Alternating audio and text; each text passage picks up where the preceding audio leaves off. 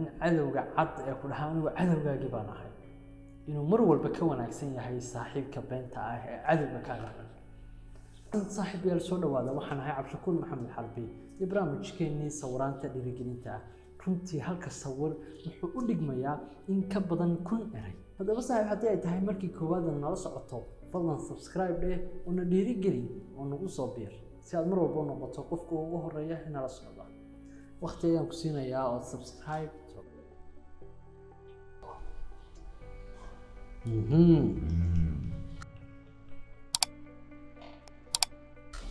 waqti iska qaado subscribe taabo kadib way iska wada bilaaban doonaa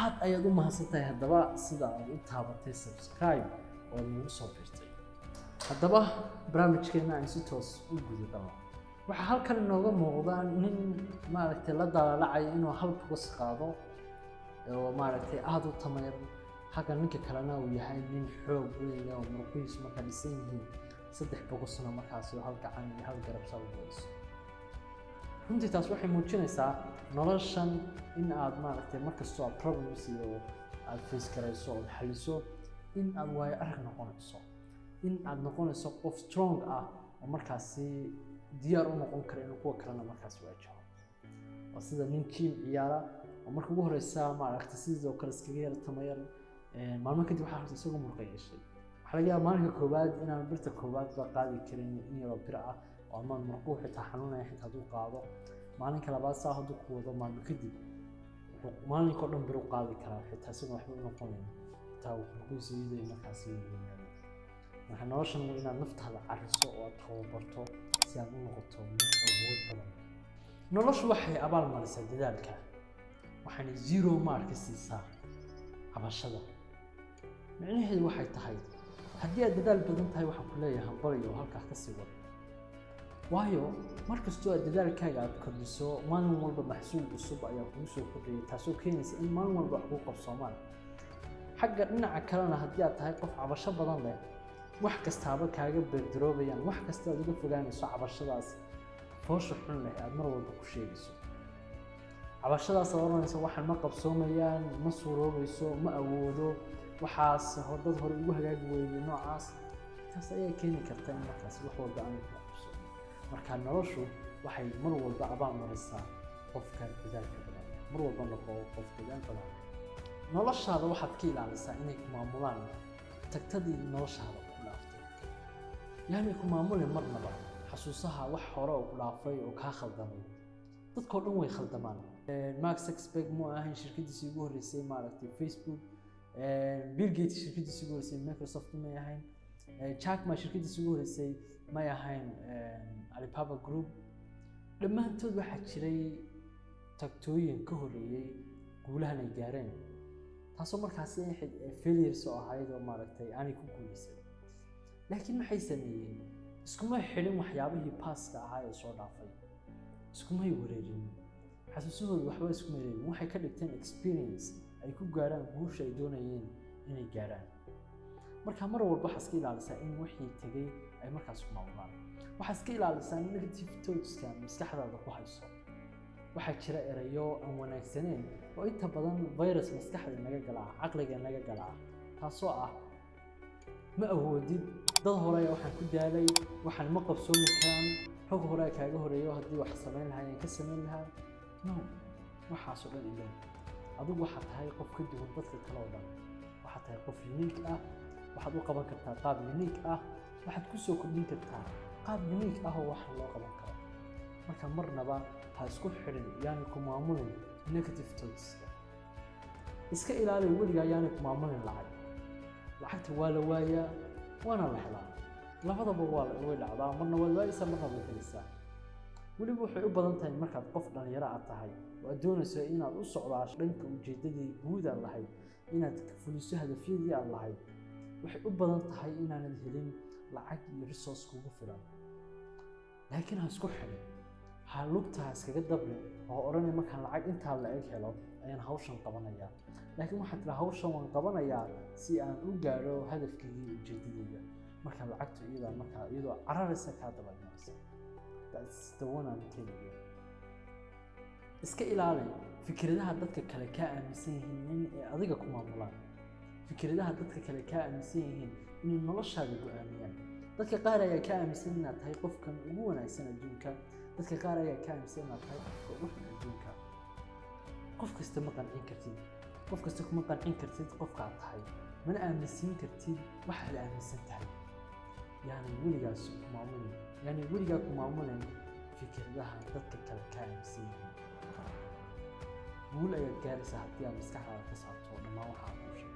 halkan waxaa inooga muuqda laba nin sare oo runtii markaad caqligiisa eegto virtualization lagu sameeyey. nin meel iska jiifa, jawigu qurxoon yahay, webigu ag marayso, qoraxdii ka dhinac maaragtay qoraxda xagga ka soo baxday, jawigu uu yahay mid nabadoon. halka nin kale halkana uu isugu kufay, bahalla markaasi ay dhinac cararayaan, abeeso meel sida ugu yara dabran maaragtay aanay ka muuqanin nabadoonnimo. maskaxdaada ka dhig meel nabadoon. caqligaaga ka dhig meel nabadoon. micnaheedu tahay aad ku aruuriso ereyada qurxoon ee ah waan awoodaa, waan gaarayaa hadafkayga. caqligaagana noqonin mid marka aad u hoyato habeenkii adiga ku lagda ee ku dhiba, laakiin ha noqdo mid aad u nasasho tagto markastoo aad keli tahay. mid aad la tashato markastoo aad keli noqoto. ha noqdo mid aad la tashato oo aad wax walba aad doonayso aad ku keydsato ood kaga maaranto qof kastoo adduunka ku nool. waa inaad taqaano bilow kasta dhammaadkiisa.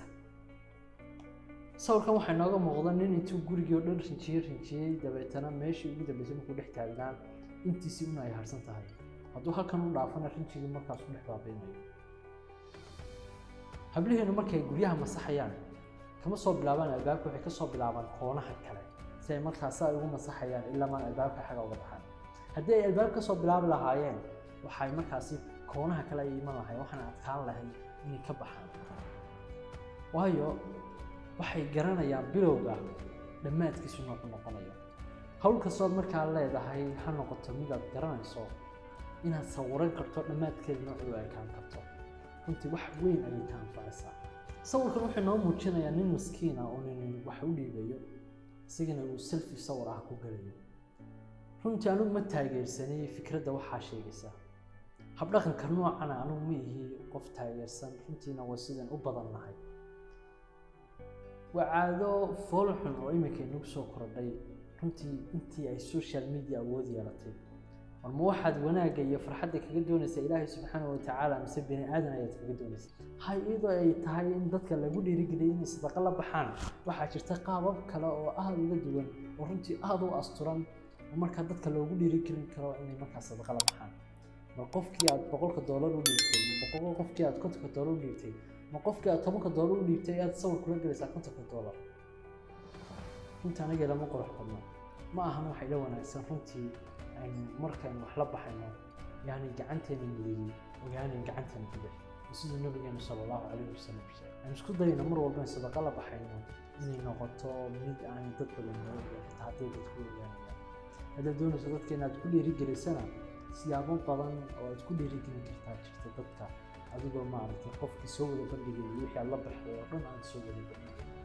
runtii ku dadaal haddaad sadaqa la baxayso in adiga iyo qofka markaa aad sadaqada siistay ay aad ugu koobnaato. sawirkan wuxuu inoo muujinayaa in cadowga cad ee ku dhahaan anigu cadowgaagii baan ahay inuu mar walba ka wanaagsan yahay saaxiibka beenta ah ee cadowga kaaga xun. runtii saaxiibka beenta wuxuu hayaa xogtaadii nafayskaaga ayuu hayaa. ciddaad tahay ayuu yaqaanaa, meelahaad u jeecsantahay ayuu yaqaanaa, meelahaad u fududahay inuu ugu jibiyo ayuu hayaa. way fududahay inuu si fudud kugu jibiyo adigoon filanaynin, adigoon diyaar u ahayn jabkiisa. waayo cadowga caadiga ah ee kuu sheegta cadowtinimadiisa waad u diyaar garoobaysaa, waad iska ilaalinaysaa, waad iska eegaysaa. waxaad ku oranaysaa ayaa taqaanaa, sida ula dhaqmaysa ayaa taqaanaa, waxyaabaha ku kaga hortagaysa ayaa taqaanaa. laakiin saaxiibka beenta waa ka ugu weyn ee marar badan la jibiya. iska ilaali saaxiibka beenta ah. tan waa jab badan oo in badan mexda. wuxuu sawirkan inoo muujinayaa inaanay adiga shaqadaada ahayn inaad dadka aad ka dhigto inay farxaan, laakiin ay tusaale wanaagsan tahay in adigu aad farxdo si ay dadka ku farxaan. qof kasta hadda astaro ka farxi qof kasta hadda astaro raali geli runtii ma awoodi taas oo aniga ayaa ku leh nabi maxamed sallallahu alayhi wasallam ayaa wada raali gelinaha nabi maxamed ma wada raali gelin kartid ee waxaad isku daydaa inaad adigu noqoto qof farxaani ah si dadku markay ku arkaan ay dareemaan farxad saaxiib ayaa intaas ayaan barnaamijkeena maanta ku dhaafayaa intaan ku kulmi doono barnaamijkan waxaan leeyahay